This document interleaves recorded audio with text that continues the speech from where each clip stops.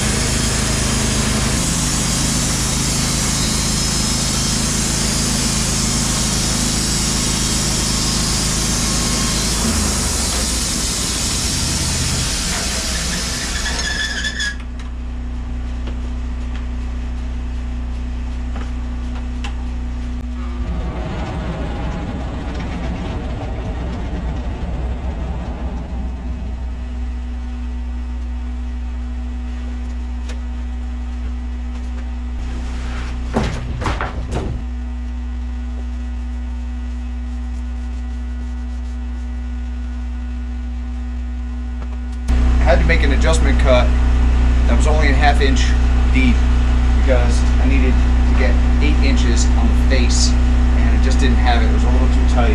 I have a bigger issue going on the butt end, however, is I think there's some hunkiness in the middle, and then I also think there's some shake on the outside. So I'm going to check the log for level first, make sure the blade's still running true, and we're going to roll it over and see what we do to cut it out.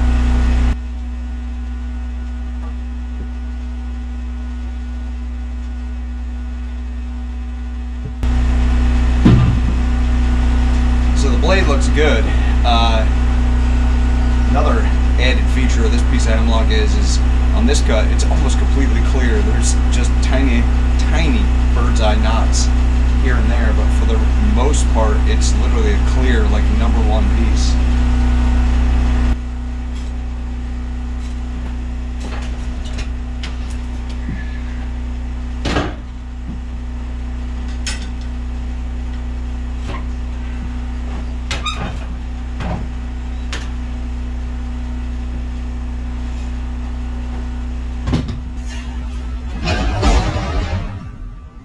That's shown on the camera, but you can see the huge camber in this log. There's going to be a lot of loss on the can cut.